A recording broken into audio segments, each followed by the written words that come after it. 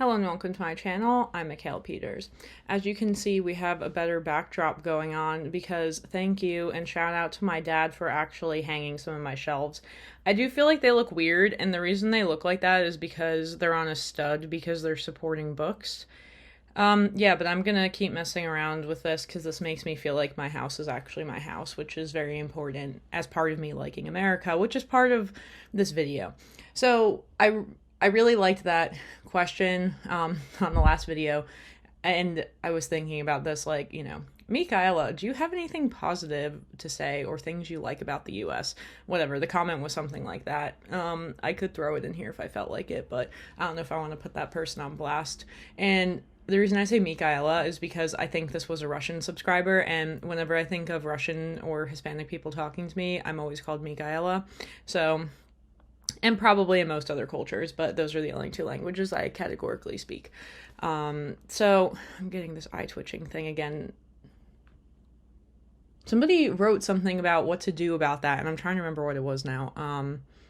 Oh gosh, it was some supplement or eating something. I'll have to look again. Yeah, YouTube is stressing me out. That's why. Anyway, talking about what I like about the US is stressing me out.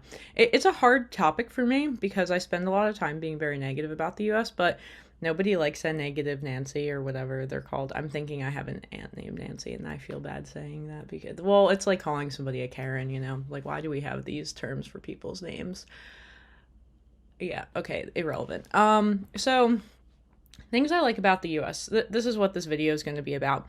And, I've been focusing on being more positive because it's a lot easier to change your attitude about a situation than to change the situation. So if you're able to see the good in every situation, I saw a stupid Instagram quote about this recently. Like, basically, if you can find the positive in a bad situation, you win. And I like that. Yeah, winning. We all love to win. So, yeah, it's been a lot easier to try to be grateful for what I have and feel good about my life than it has been to complain about it and work incredibly hard to try to change those things. Realistically, I'm doing a lot of the things that I wanted to by this age. I have property, I have a child. I recently told somebody, yeah, secretly, I really wanted to have a kid before 30. Not why that happened, we'll be clear on that, but I'm not totally upset about it. Yeah, this morning I did the Google about, is it a problem if my child doesn't have a father? And the answer is low-key yes, but it can be mitigated by having very attentive other caregivers. So we're going to go for that. Which is the best part about the US is that my family's here. Yes, so my family does drive me crazy, and they have very poor boundaries, all of them. No offense to any of you who might be listening to this. Well, maybe not every single person, but like I'd say majority. What do poor boundaries look like now? I'm getting into the psychology rabbit hole. The story I keep telling people, and I talked about this so much on this channel already, is when my family came over into my house when I was in Finland and threw out half of my crap, which I still can't find. The iPad, it's still missing.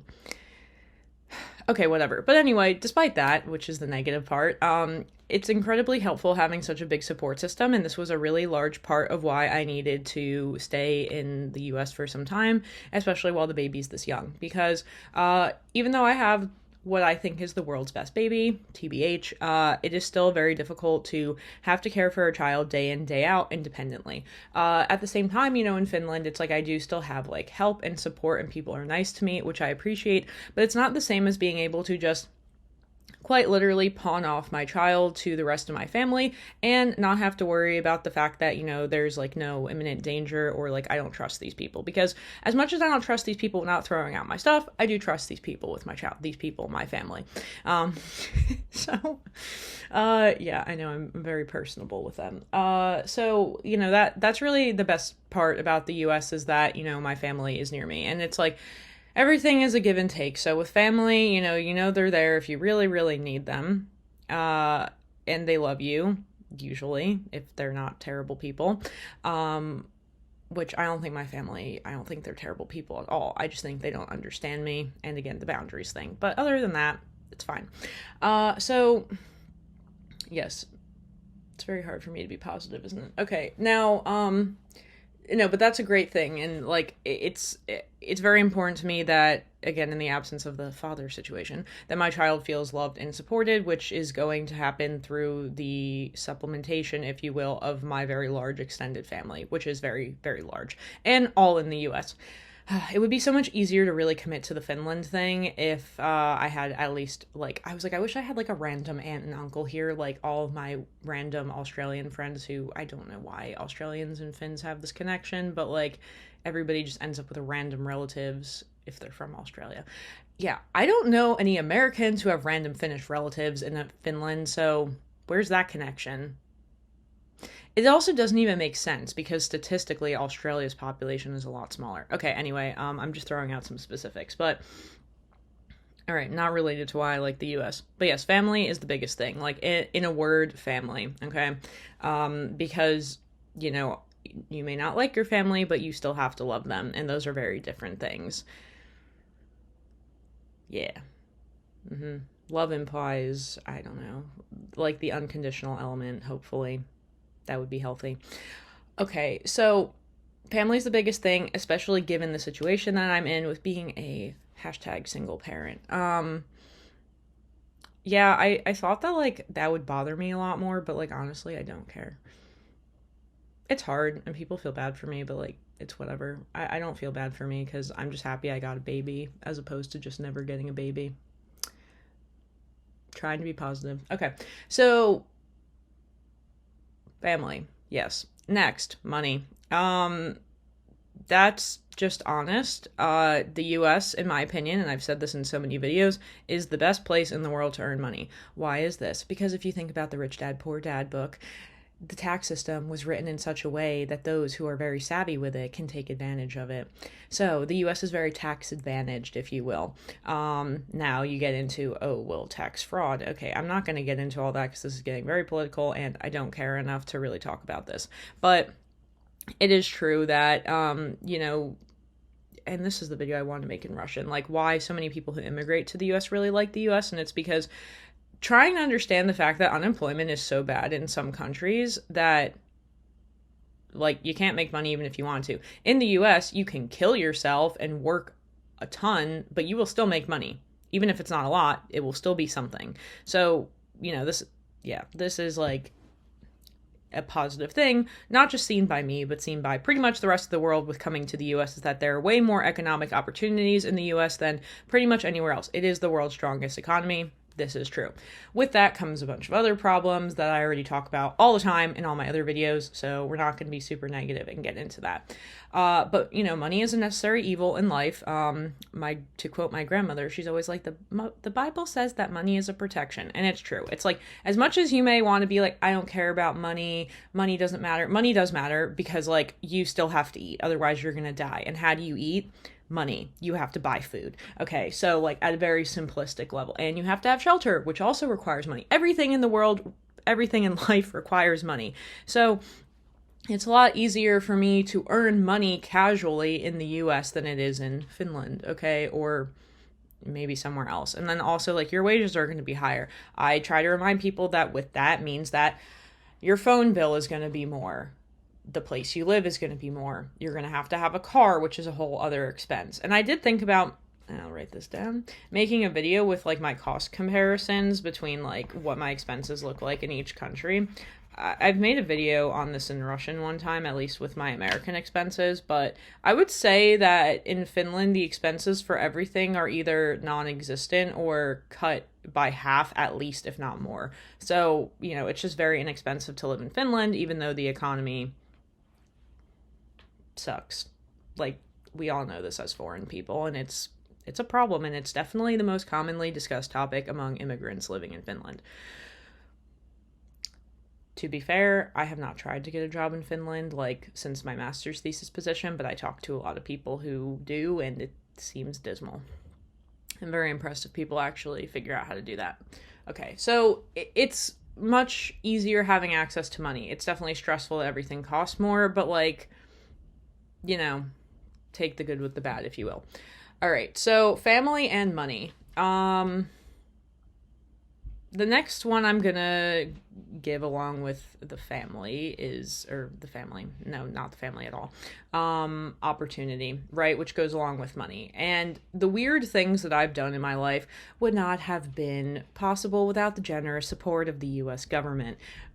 What? No, but very honestly, like, I'm not sure if I could really say this in this era, because they're trying to, or they did partially get rid of the Fulbright program. I don't know. I don't follow it. It's not relevant to me at this point. And I don't like politics, as I say many times here. But yeah, basically, the Fulbright program. So it's hard because the Fulbright Finland was actually like funded by the Finnish government, but it was an agreement or cooperation with the U.S. government. Well, when I had the Boren scholarship to go to Kyrgyzstan, that was like 20 grand, and U.S. tax dollars. Yeah, so thanks to all those people. And now I'm fluent in Russian, and I run a YouTube channel for the entertainment of thousands of people. So obviously it was good for something. All right, so opportunity, weird things like scholarships. I would say also the cool thing with the US is that if you are super smart and good at school, you can kind of, I was talking to somebody about this yesterday, pull yourself up by your bootstraps, which is actually literally impossible to do. So in some weird way, you could say that the US does make things that seem impossible possible in some instances.